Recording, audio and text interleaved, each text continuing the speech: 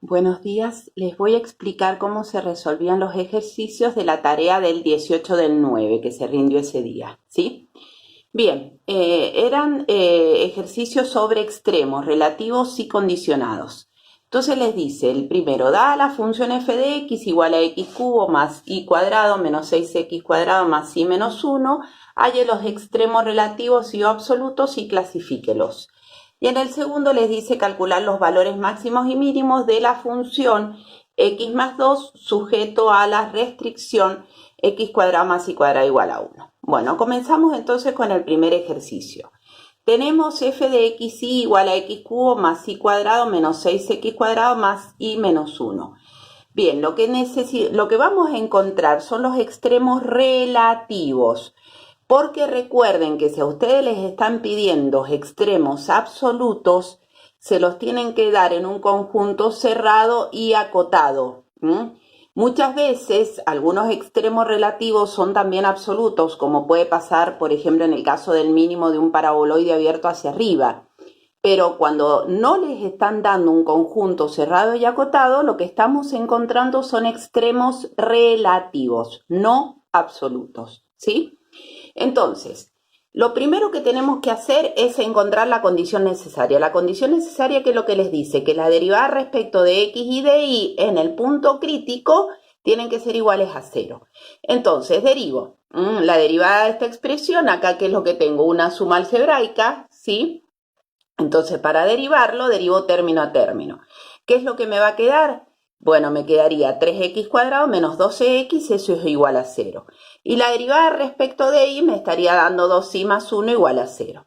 Bien, ¿qué es lo que hago? Entonces, acá, ¿qué les va a quedar formado? Les va a quedar formado un sistema de dos ecuaciones con dos incógnitas.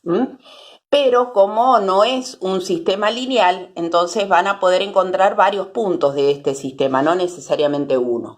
Por lo tanto, si yo de la primera ecuación saco factor común 3x, me va a quedar x menos 4 igual a 0, por lo tanto hace 0 esta expresión cuando x vale 0 o x vale 4, y de la segunda ecuación 2y más 1 es igual a 0, entonces y valdría menos 1/2.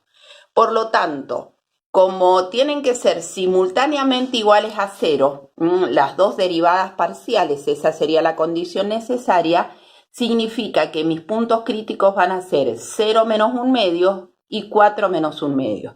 Es decir, cuando ambas sean iguales a 0. Entonces, esos serían mis puntos críticos, ¿sí?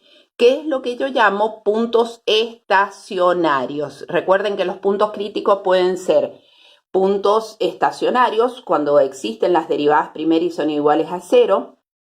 Pueden ser puntos cuspidales, cónicos, cuando alguna de las dos derivadas no existe en el punto, o puede ocurrir que tengamos puntos fronteras cuando tenemos que analizar un conjunto cerrado y acotado. Bueno, en este caso son puntos estacionarios porque las derivadas primeras valen 0, ¿sí? Bien, una vez que tenemos los puntos críticos, lo que tenemos que hacer ahora es aplicar la condición suficiente para la existencia de extremos relativos. ¿Y esa cuál es? Y lo que llamamos nosotros el hessiano, ¿sí? Entonces, recuerden cómo se desarrolla el hessiano. El desarrollo del hessiano es a través del aplicando la fórmula de Taylor para poder llegar a esta expresión. Yo ahora lo único que hago es utilizar el hessiano para poder encontrar si la función en ese punto alcanza o no un extremo. Entonces, ¿qué es lo que arman? La matriz hessiana. Bueno, en este caso el determinante hessiano. ¿Cómo va a estar armado el determinante hessiano? Con todas las derivadas segundas de la función y se analizan en el punto P.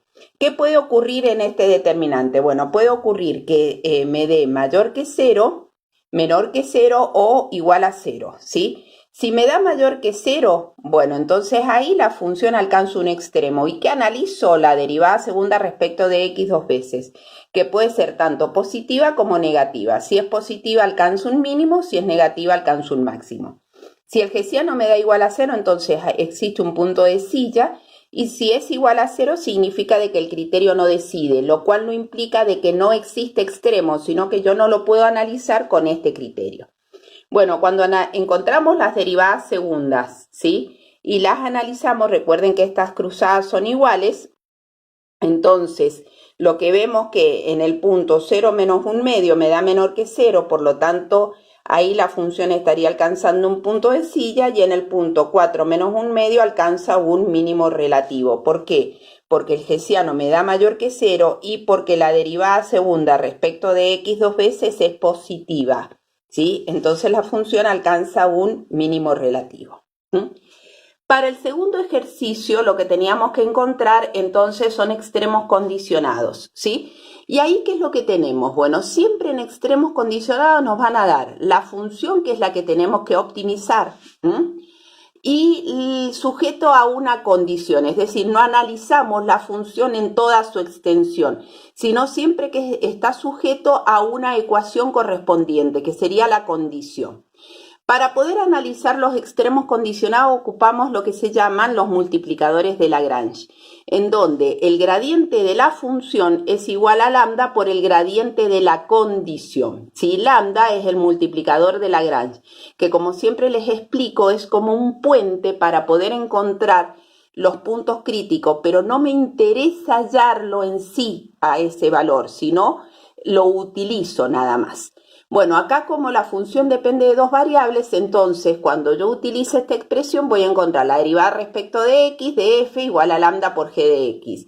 La derivada de f respecto de y igual a lambda por g de y, y hasta ahí llego, nada más. Si hubiese tenido una tercera variable z, entonces hago la derivada de la función respecto de z igual a g de z. Pero como no la tengo, llego hasta ahí. ¿Qué ocurre? Yo acá tengo como para encontrar las coordenadas del punto que sería x e y, pero además tengo lambda, que es el multiplicador, que también es una incógnita. Entonces acá yo tendría dos ecuaciones con tres incógnitas. ¿Y qué hago entonces? Utilizo la condición, porque no voy a utilizar cualquier valor de x y, no voy a encontrar cualquier x y, sino que esos x y tienen que estar sujetos a esta condición. Bien, cuando yo armo los multiplicadores de Lagrange, entonces las ecuaciones correspondientes, el gradiente de f igual a lambda por el gradiente de g, obtengo estas expresiones, ¿sí? De la segunda ecuación, fíjense, la primera me queda lambda y x como incógnitas, pero el de la segunda ecuación, yo digo, bueno, un producto es igual a 0 cuando una de las dos es igual a 0, ¿sí? Pero fíjense, lambda, que es el multiplicador de Lagrange, no puede ser igual a 0, porque si fuera igual a 0 me anularía también la primera ecuación. Entonces, ¿cuál sería la otra respuesta? Que y sea igual a 0. Y si y es igual a 0, entonces yo lo podría reemplazar en esta ecuación. ¿Y qué me quedaría? Que x cuadrado es igual a 1, por lo tanto x es igual a más menos 1. ¿Encontré el valor de lambda? No lo encontré ni me interesa. Yo lo único que encuentro sería el valor de x y el valor de y, que me anula las expresiones. Entonces yo en este caso tendría dos puntos críticos, uno que sería el 1, 0 y el otro menos 1, 0. Bueno, una vez que tengo los puntos críticos, ¿qué es lo que hago? Ahí la función estaría alcanzando un máximo o un mínimo sujeto a una condición. Bueno, lo único que podría hacer en este caso sería entonces reemplazar la función en 1, 0 y la función en menos 1, 0. Cuando lo reemplazo en 1, 0, la función me da igual a 3. Y cuando lo reemplazo en menos 1, 0, la función alcanza el valor igual a 1. Por lo tanto, yo podría decir que para 1, 0 la función estaría alcanzando un máximo sujeto a esa condición y para menos 1, 0 alcanza un mínimo sujeto a la condición.